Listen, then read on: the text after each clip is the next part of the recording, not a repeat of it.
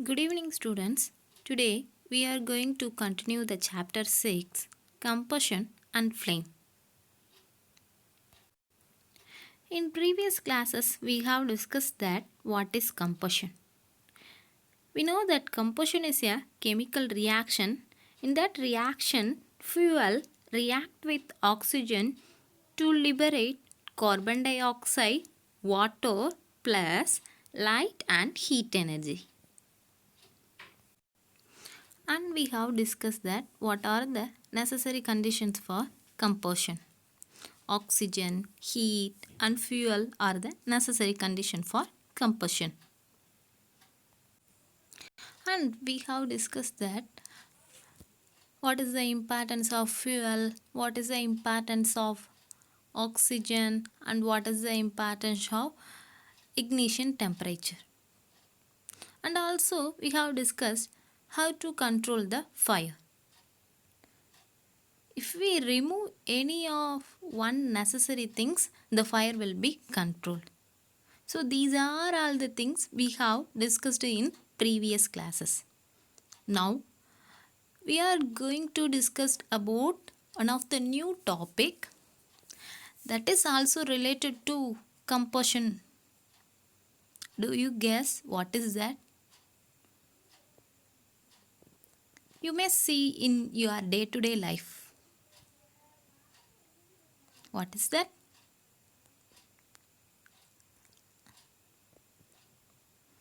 That is a flame. Topic is flame. Students, have you ever seen flame? Your answer is yes. Where you observe the flame? Wherever you observe the combustion process, you may see the flame, isn't it? For example, burning of petrol. This is a combustion process. In this process, you may see that flame formation and burning of LPG gas. This is also combustion process. In this combustion process, you may see that flame and burning of candle. Here also we observe the flame. So wherever the burning process takes place, you may see the flame. So what is a flame? A flame is a visible gaseous part of fire. So flame is a part of fire. It is a gaseous in nature. So flame is not a solid, not a liquid. It is a gaseous substance. During the combustion, substance vaporize to give flame. What is the word vaporize? That means it goes to gaseous nature. We know that solid state, liquid state, gaseous state, isn't it? So during this combustion process, substance goes to gaseous state that gives flame. So flame is a gaseous part of fire. It gives light and heat. You may see the flame is a bright color substance, it releases light energy as well as the heat energy. Here you observe the burning of petrol. The flame color is yellow. Observe the second picture, burning of LPG gas. The flame color is blue. Observe the third picture, burning of candle. You may see that the color of the flame is yellow. So the color of the flame indicates the temperature it contains. For example, the blue and white color flame is very hot. That means it contains maximum amount of heat energy. In red and orange or yellow flame is less hot compared than blue and white color. So it contains less amount of heat compared than blue and white color flame. So if the flame is blue or white color means it contains more heat. If the flame is red, orange or yellow color means it contains less heat energy. Now you guess which color flame contains very high amount of heat energy? Candle or LPG gas or petrol? So the color of the flame in LPG gas is blue. That means it contains high amount of heat energy. So that only we consume as a fuel. So flame is a visible gaseous part of fire. It gives light and heat. The color of the flame indicates the heat energy. If blue and white means it is very hot. A red, orange, yellow flame means is less hot. Okay. Do all the substances produce flame during burning? First, look at the picture. Candle burns, isn't it? Here, what is a fuel? The solid wax is a fuel. When we start burns, the flame releases heat energy. That heat energy is used to melt the solid wax into liquid. Then liquid wax converted into gaseous form, that means vaporized form. It gives flame. We already known that the flame is a visible gaseous part of a fire. So here the solid fuel is converted into gaseous form that releases or that gives flame. Okay. So do all the substance produce the flame means? No.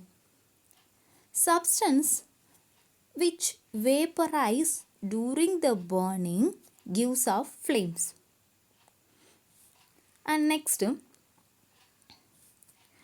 this is the burning of camphor. Camphor is a solid.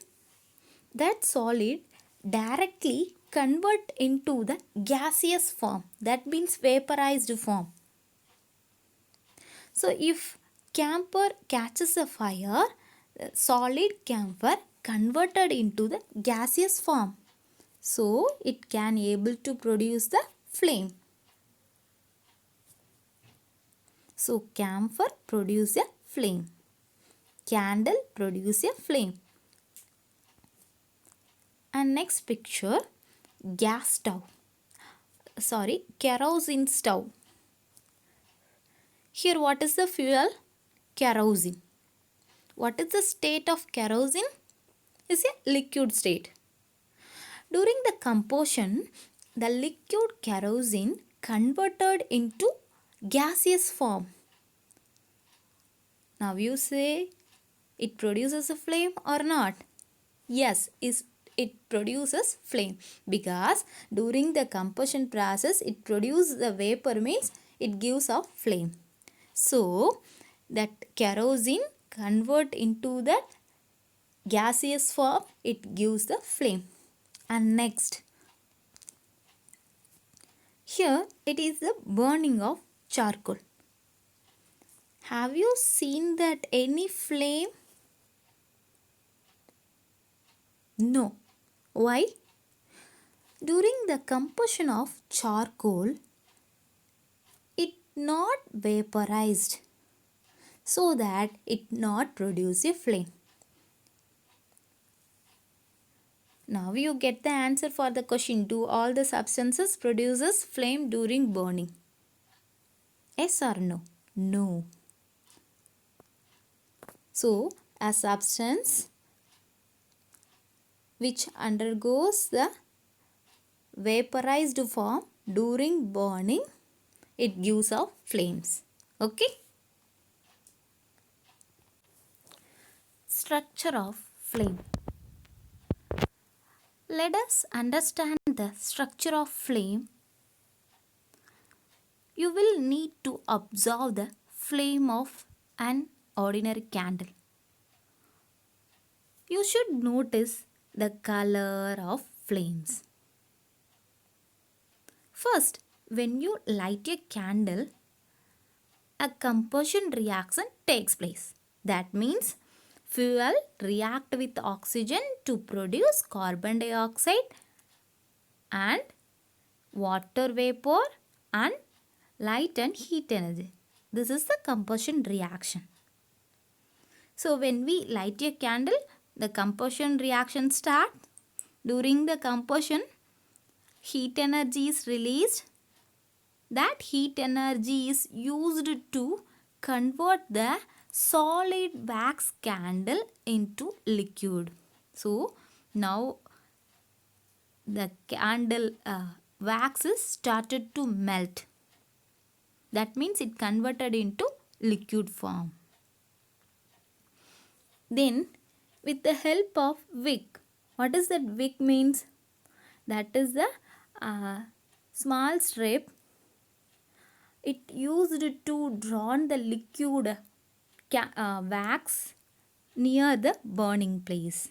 Okay, so that wick, it absorb the liquid wax and it bring this liquid wax near the burning place. Okay, so now that liquid wax is converted into gaseous form. That means the liquid wax vaporized. What happened? It gives off flames. Scientists divide the flame into three types or three zones. First one is the innermost zone, and second one is the middle zone, and third one is the outer zone. Okay, so scientists, they divide the flame into three zones. One is the innermost and middle, and another one is the outer. First, we see that innermost zone. Okay, that innermost zone is near the wick.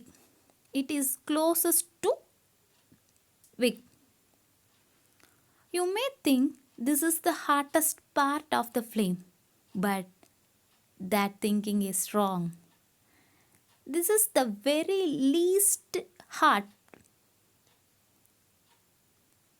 Why means here the burning process takes place without insufficient amount of oxygen.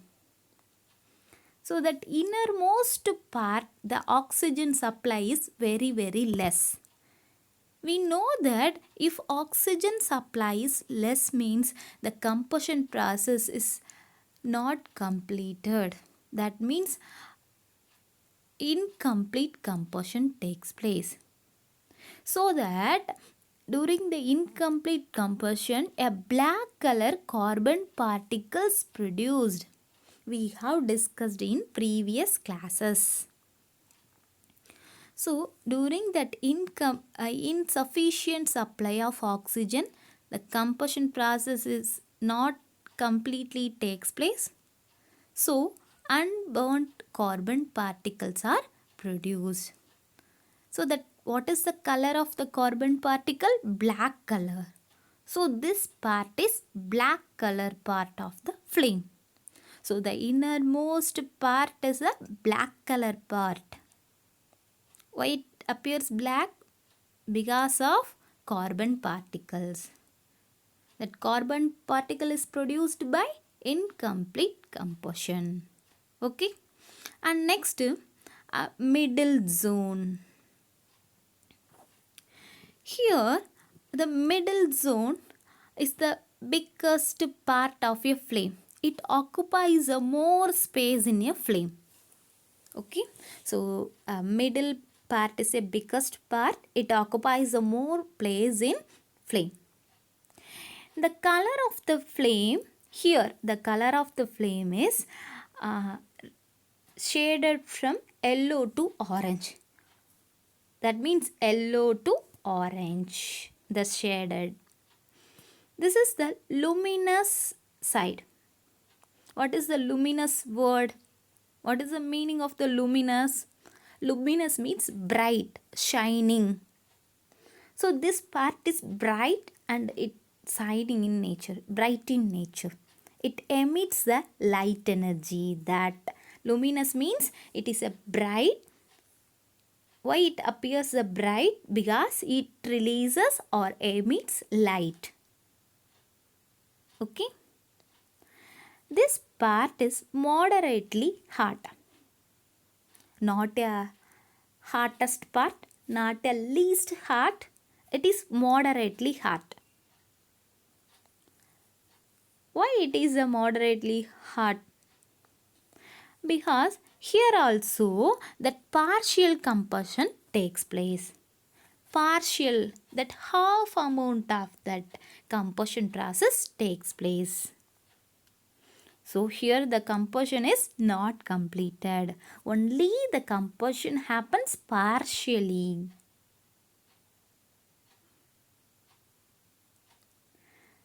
So it not burn completely, so that the color of the flame range vary from yellow to orange.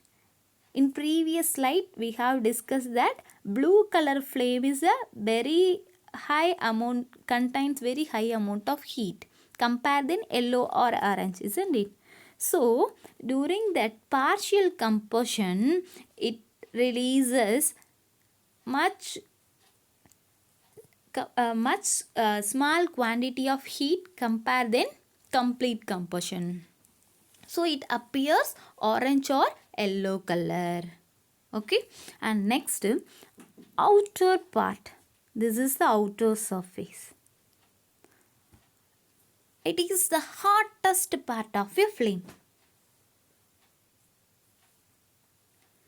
This is the non-luminous part. We know that the meaning of luminous. Luminous is bright. But this part is non-luminous. We may not able to see the part. Here the complete combustion process takes place because of sufficient amount of oxygen from atmosphere. So it is the outermost part. So it exposed to the atmosphere. So it takes enough amount of oxygen from surroundings. If enough amount of oxygen means complete combustion takes place. During the complete combustion, it releases much amount of heat, so that this part is very very hot. It is the hottest part. Why here complete combustion takes place? Because unlimited supply of oxygen. It takes the oxygen from the atmosphere. Remaining zones, middle zones and innermost zones are not directly gain the oxygen from surrounding, because it hide under the outermost zone. Okay, this outermost zone is exposed to that atmosphere, so it takes enough amount of oxygen and complete combustion takes place and releases more heat, so that it is a blue in color. It is also non-luminous, not bright. Some cases we may not see the outermost part. Okay.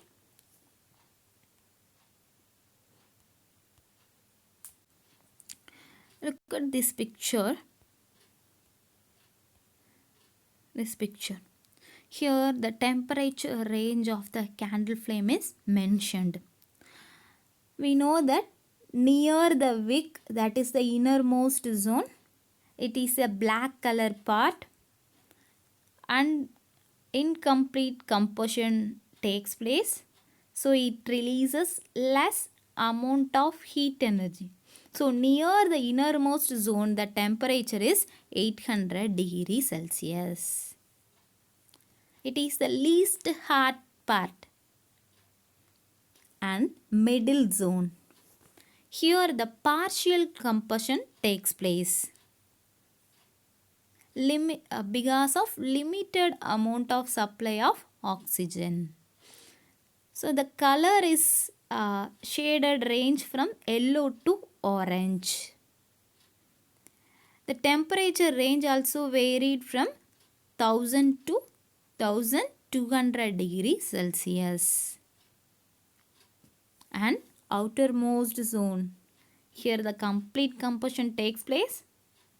So it releases much amount of heat energy. So it is the hottest part of the flame. So here the 1400 degrees Celsius is maintained. By the temperature way, which is the least hot part, innermost. Moderately hot part is middle zone, and most hottest part is outermost zone. Okay. Let us compare the three zones of a flame. First, innermost zone. We know that it is the least hot. And what about the middle zone? It is moderately hot. And outermost zone is, it is at most hot. Here I mentioned that least hot. Student, this is the wrong. It is the hottest portion, that is most hot. Okay. And in innermost zone, poor supply of oxygen produce unburnt carbon particles.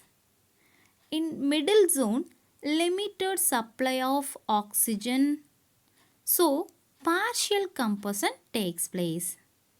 In outermost zone, unlimited supply of oxygen, so complete combustion takes place. The temperature of the innermost zone is 800 degrees Celsius. The temperature of the middle zone is 1000 to 1200 degrees Celsius. And the temperature of the outer zone is 1400 degrees Celsius. And that innermost zone is known as dark zone because it is black color in nature. The carbon particle produces in that innermost zone, so it appears black, so it known as dark zone.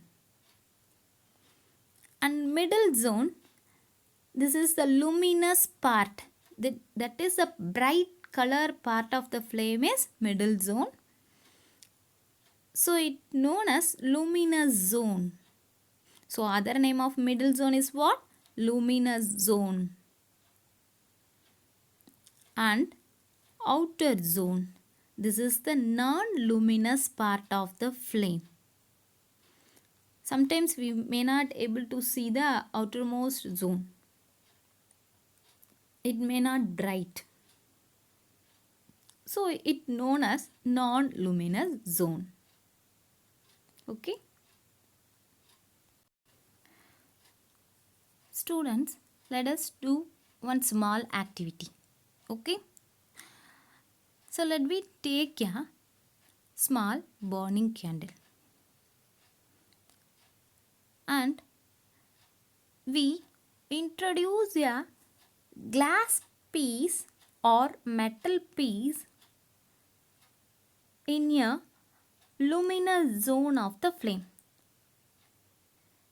We introduce a glass piece in a luminous zone of the flame. Hold the glass piece with tongs. You know the tongs is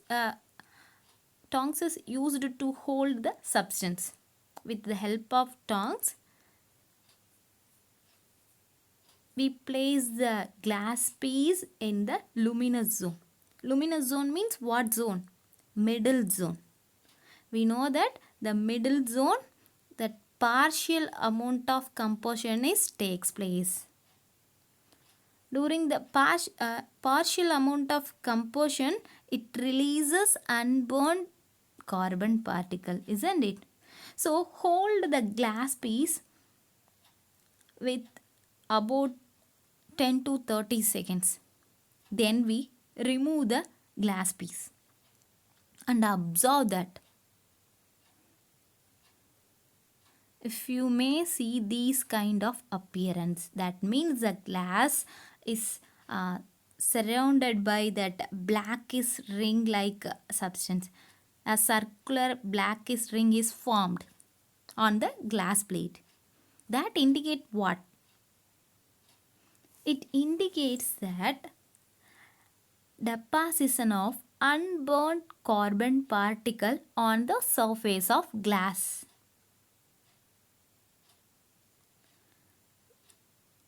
We know that luminous zone is a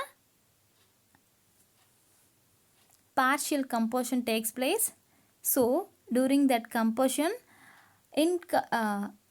unburnt carbon particles are produced. That carbon particles are deposited over the glass piece.